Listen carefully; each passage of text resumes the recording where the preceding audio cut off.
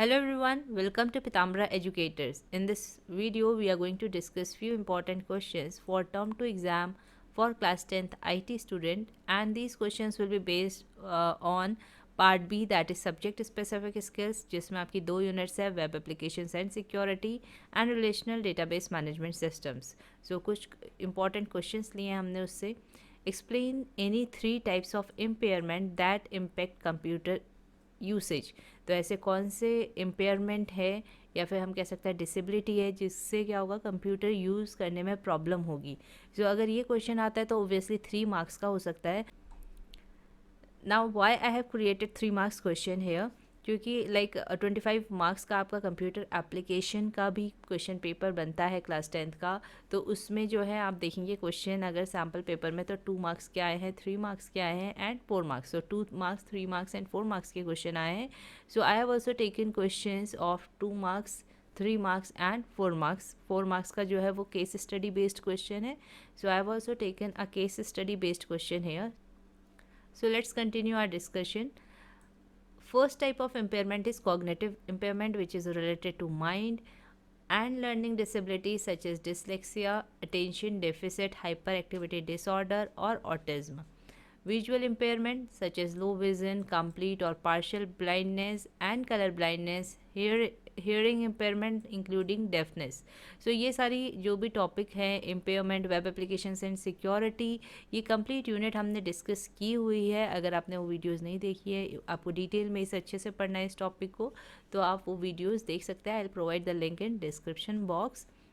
सो ये क्वेश्चन जो था आपकी वेब एप्लीकेशन वाली यूनिट का था. Now next question is explain client server architecture and peer to peer network architecture. So these are 2 types of network architecture, हमें इन्हें एक्सप्लेन करना है. So this question can be of 2 marks. 2 marks में ये पूछा जा सकता है आपसे. So peer to peer network architecture is the network in which all the computers have equal status.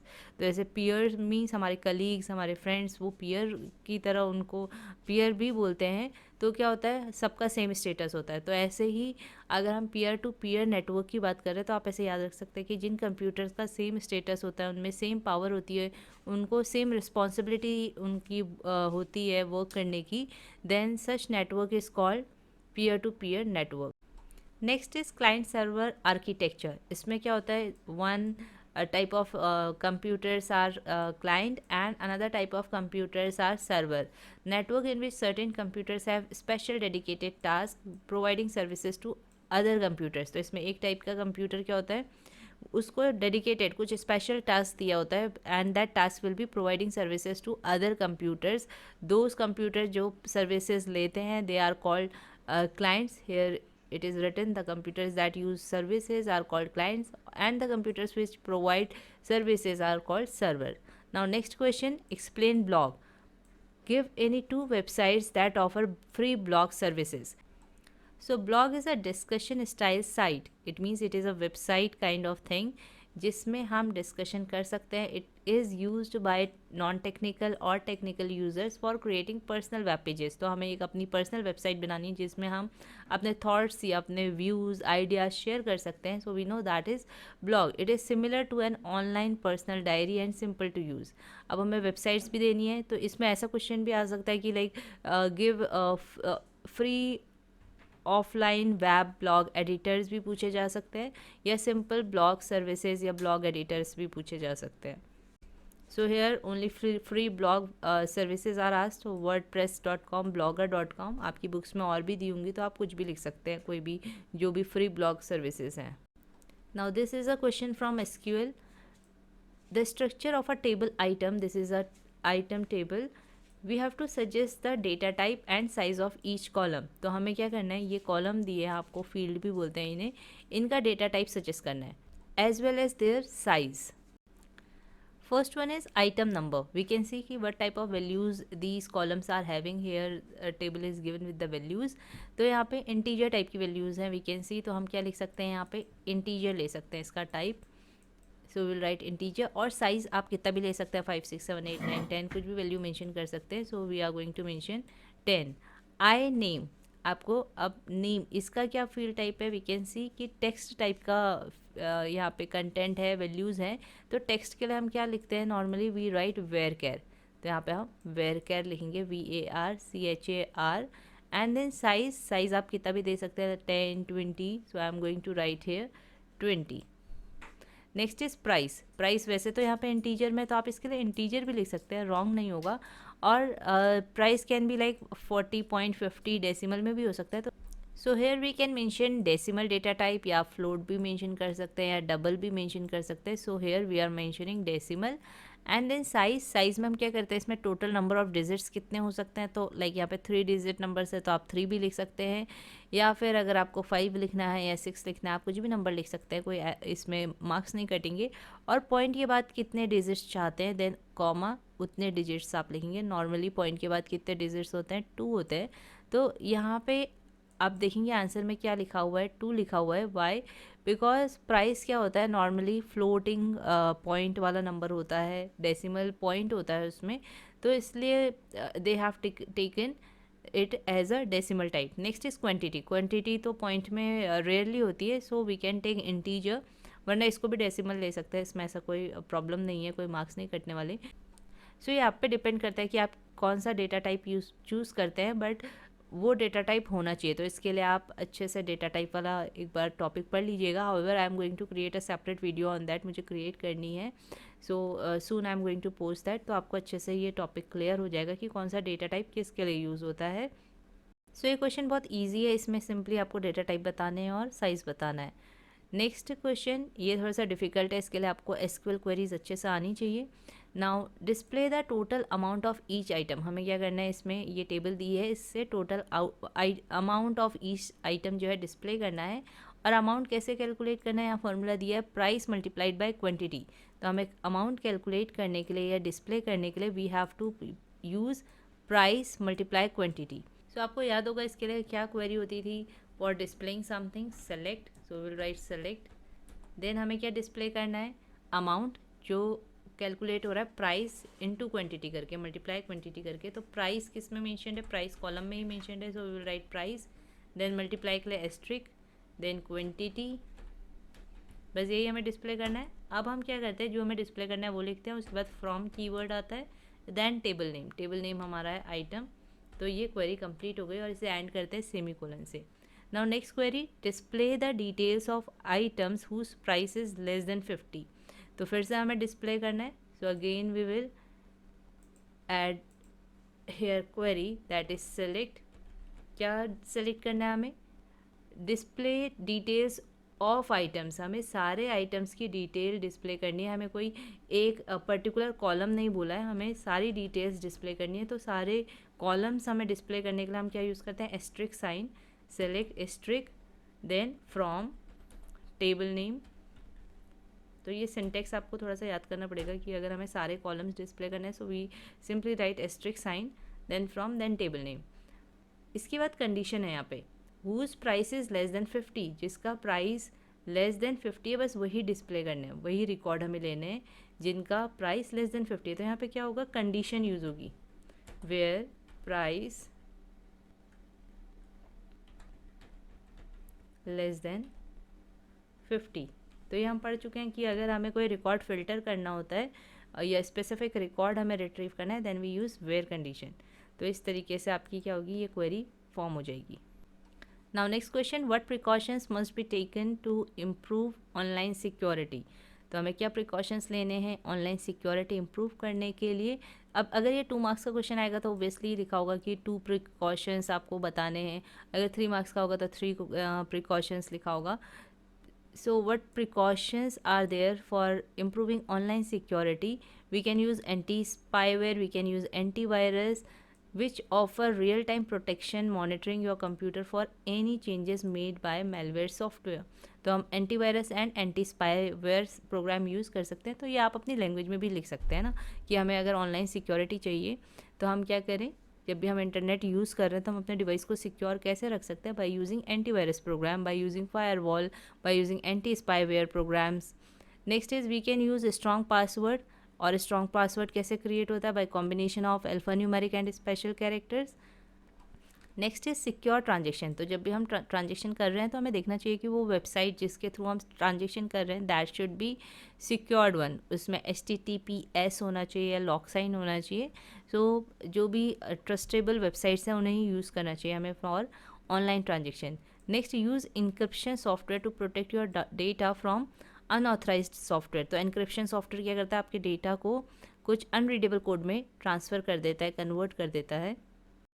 Next question, ये बहुत इंपॉर्टेंट है कि आपको वाईमैक्स और वाईफाई का को डिफ़ाइन करना आना चाहिए। ऐसे ही जितने भी आपके नेटवर्किंग डिवाइसेस हैं वहाँ पे वाईफाई, मॉडेम, ये सब आपको डिफ़ाइन करने आने चाहिए। So here we are going to define WiMAX.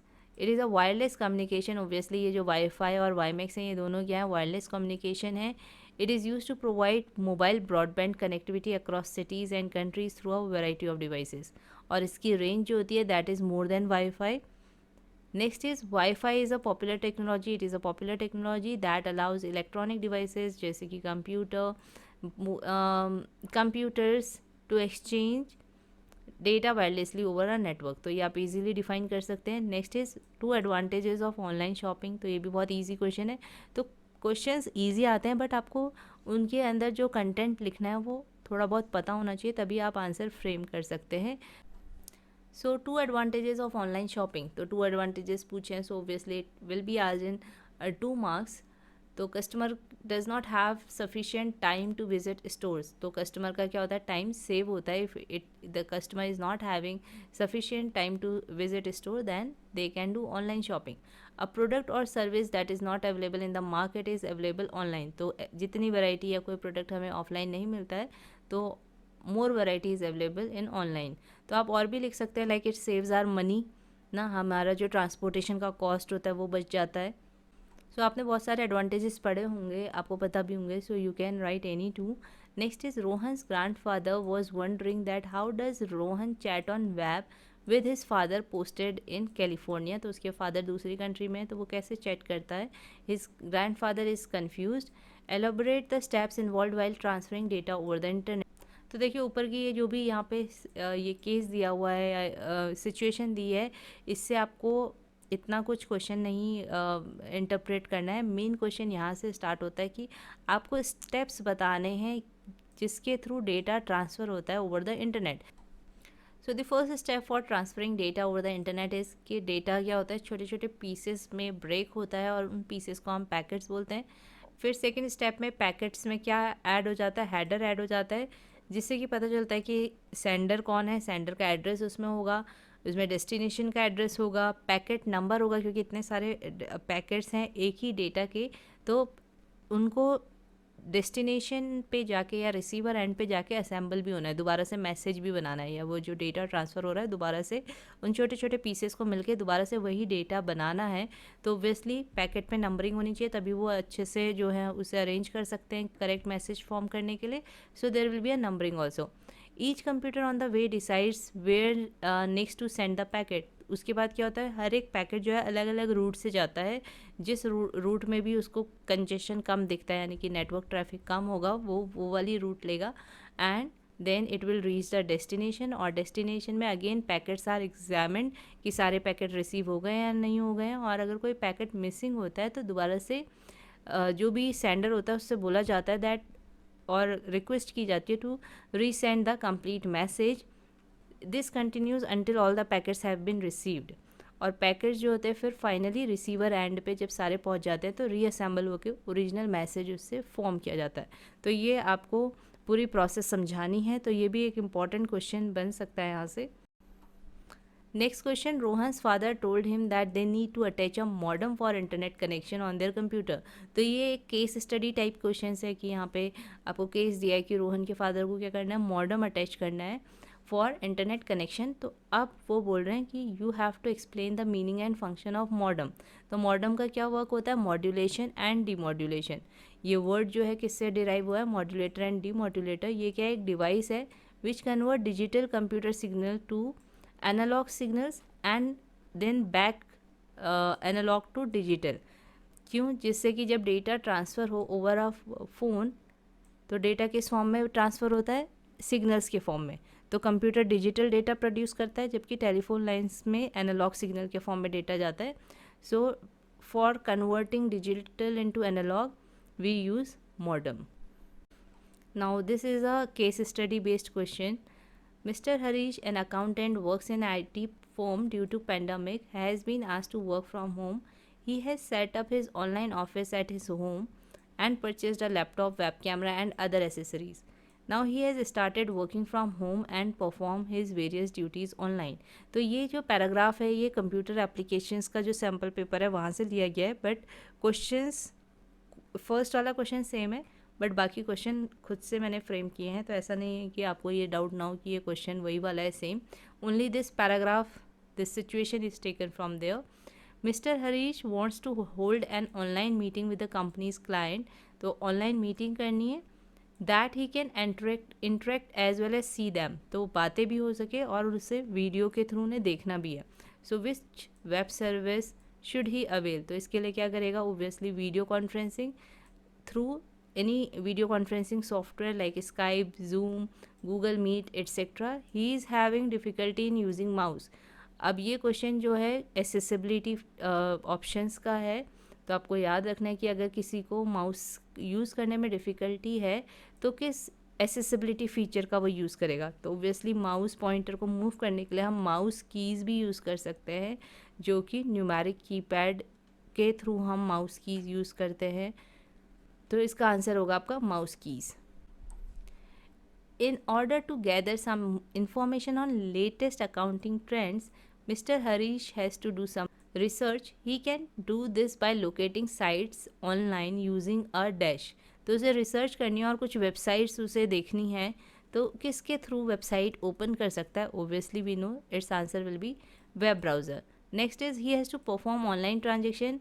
You have to tell payment tool जिसके थ्रू वो ऑनलाइन ट्रांजेक्शन परफॉर्म कर सकता है। So what are the payment tools like credit card, debit card, online payment apps, banking apps, आप mention कर सकते हैं ये सारे पेमेंट टूल्स को। तो केस स्टडी बेस्ड में ऐसे ही क्वेश्चंस आएंगे कि आपको कुछ केस दिया होगा और उससे रिलेटेड क्वेश्चंस दिए होंगे। सो आई होप ये पार्ट 1 था। रिवीजन हम ऐसे ही करते रहेंगे, इंपॉर्टेंट क्वेश्चंस डिस्कस करते रहेंगे। अगर आपको ये पार्ट 1 हेल्पफुल लगा है for the preparation of your examination तो प्लीज़ लाइक करिएगा, कमेंट करिएगा वेदर यू वांट पार्ट 2 और नॉट।